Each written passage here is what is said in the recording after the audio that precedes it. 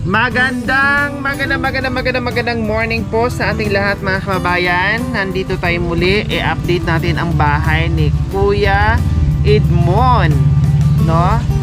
At si Kuya Edmond po mga kababayan ay isang construction worker. So ngayon po ay nagkaroon siya ng trabaho at yung kanyang naging boss na si Ma'am Terry Arca po mga kababayan, na may-ari po ng bahay na ginagawa nila ni Kuya Edmond, ay siya po ang nagbigay nito, no? Kasi nasabi at nabanggit nila sa mga kasamahan at lalong-lalo na doon sa forma nila, nabanggit doon yung katayuan ng buhay ni Kuya Edmond doon kay Ma'am Terry na may-ari doon sa bahay na ginagawa nila. So ngayon po nasabi nila doon kay Ma'am Terry, at ito naman si Ma'am Terry ay agad gumawa ng aksyon dahil napakabuti at napakabusilak ng kanyang puso at hindi nag-atubiling paggawaan ng bahay. Paggawaan ng bahay mga kababayan, kasi yung bahay po ng mga kababayan ay mga kawayan lang at may tagpi-tagping tarpaulin, no, at nakatabing-tabing lang ng mga kurtena, mga tela. So ngayon mga kababayan, binisita ko dito at tara, pupuntahan natin, titinan natin kung ano na ba ang nangyari doon sa bahay na binigay ni Ma'am Terry para dito kay Kuya Edmond. Sabi ko kasi mga kababayan, kahit maliit po Ma'am Terry, basta importante safe sila at hindi sila malamigan at maayos na tirahan. Kaya ito po, naumpisahan na po last week po ata, naumpisahan ito mga kababayan, no, titinan natin, i-update lang po natin ngayon, malapit na ba ito matapos.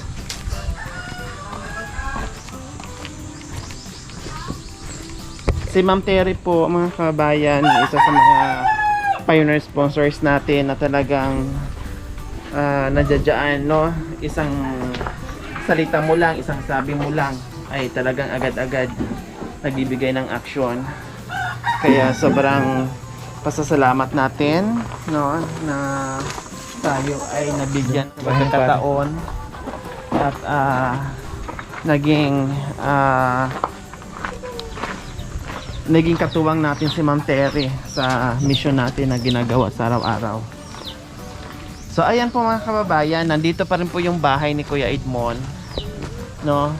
Nandito pa rin po kasi sabi kasi niya ay hindi ito aalisin dahil habang ginagawa yung bahay, no, meron silang samantalang matutulugan. So ganyan po, puro kawayan po yan at ilang kanasong yero na napakaluma na rin, na malapit na rin babagsak. At tabing-tabing na po mga kababayan. Hello, good morning.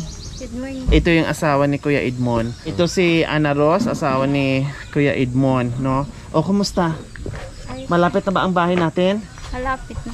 Ha? Nandyan po sa... Malapit na. Tapos ito, anong gagawin pag natapos? Diyan lang? Tatanggalin daw. Ay, tatanggalin din. Kasi So, hindi po sa amin ito yung kaya pala doon kayo nilipat kasi paalisin din kayo dyan.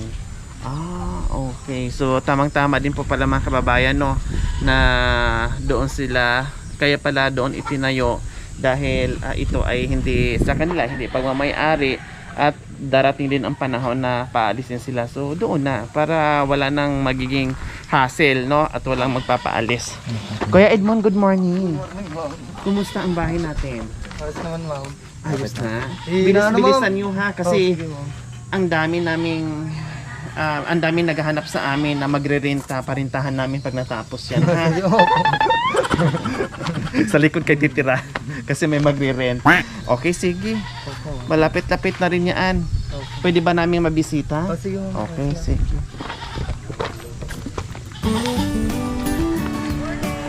Hi po, good morning.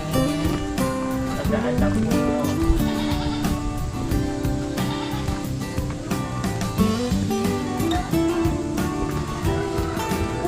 Hello, good morning.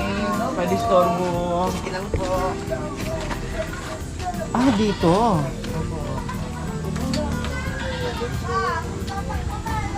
Ito din ba yung kasamahan mo doon kay Ma'am Terry? Kayo din? Kayo din. Nandoon kayo nung nandoon ako? Pa? Nandoon kayo nung nandoon ako nung blessings? Wala. O, ikaw lang, no? Ikaw lang. Tawag niyan, ma'am, kasama ko. Doon din, kay Ma'am Terry. So, bali, pag Sunday dito kayo. Opo, man. So, kailangan matapos na rin pala, no? Maitanong ko lang.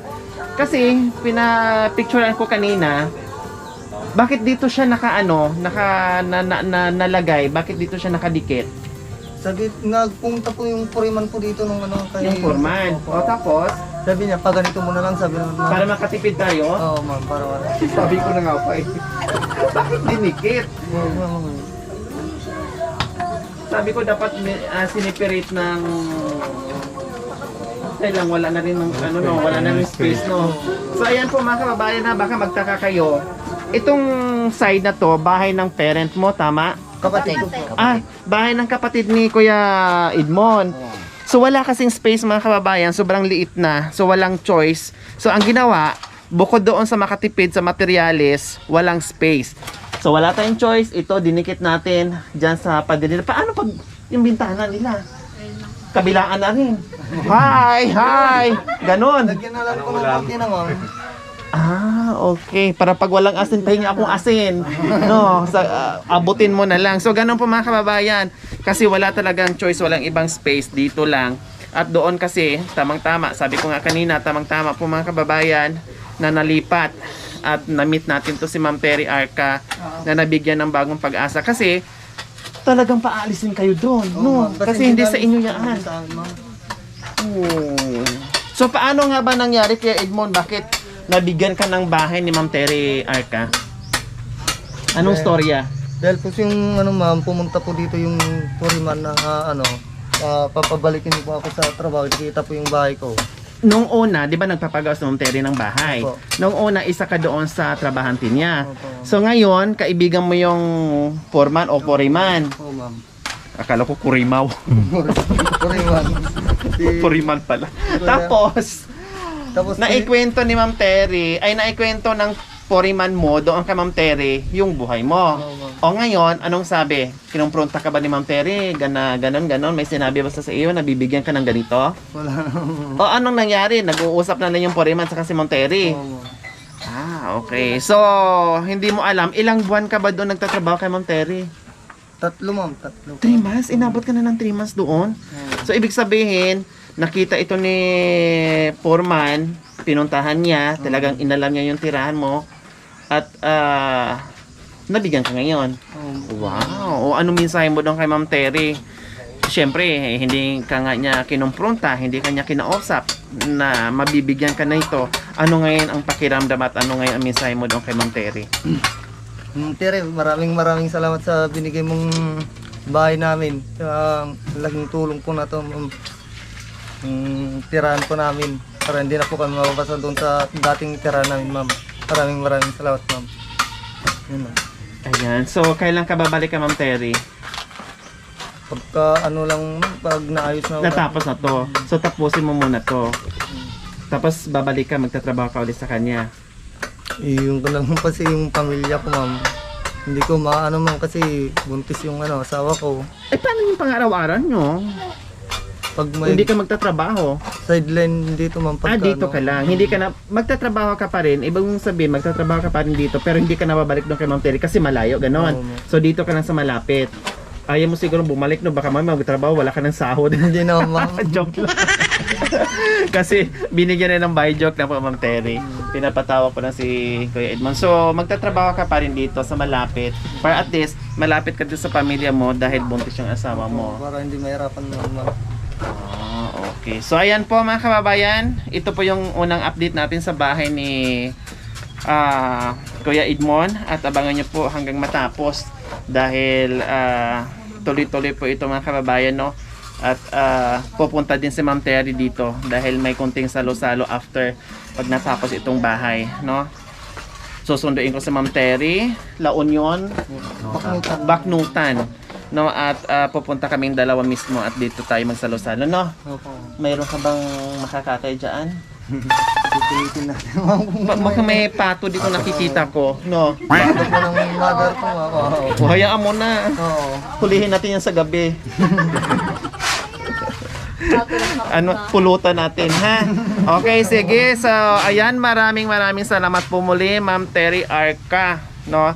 Na talagang nandiyan kayo mula noon hanggang ngayon na patuloy kayo sa pagbibigay ng pag-asa sa mga kababayan natin na tulad ni Kuya Edmond, na talagang pinasaya nyo po ang buong pamilya. Maraming salamat po talaga sa inyong ginitong puso. At syempre, maraming salamat po dahil kung hindi po dahil sa inyo, no, at hindi ko rin po mapapalawak yung aking pagtulong sa mga kababayan natin na talagang lubos nangangailangan. Kaya maraming salamat po.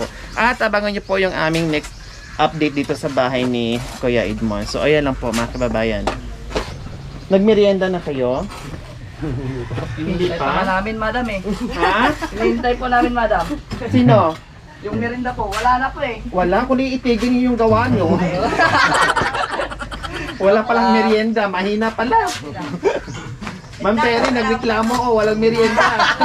Joke lang po. Ano? Yung mga sumasayaw. Okay, sige. Magbibigay ako ng merienda, baka mapagalitan ako ni Ma'am Terry. Maraming salamat po. O, sino ang bibili? Oh, Kuya Edmond, ikaw na bahala. Bili ka ng merienda. Merienda, bibili na, baka mamay 2x2. Hindi naman ma'am. Huwag mo nang 2x2, 4x4 na para mas malakas. Mas mahal. Isang araw ito gagawin na, tapos na. Okay, sige. Dito na kami ha, at babalik kami sa next up. Siguro pagbalik namin, ano na lang ito, matatapos na to. Oo ma'am. Hindi naman mainit eh, kasi nandito kayo sa lilim, no? Okay, sige. Dito na kami ha. Thank you, sige, thank you. ma'am. Thank you, Bili ka na ma'am. ano, merienda, wag mong gutumin yung mga ano mo, trabahan. Oo ma'am. Para hindi tatakbo.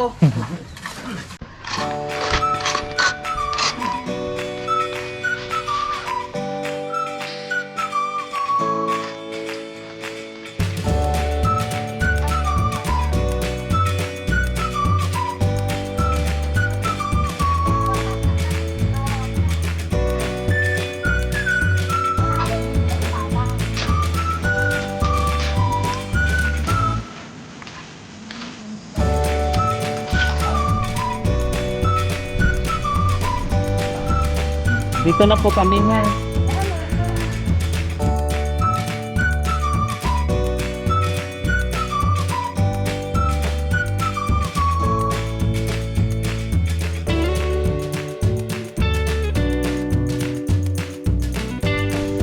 Ang sarap ng luyan na dito. Ang sarap ng luyan. Ay, may nalambat ako. Ang daki ng isda. Ay, pag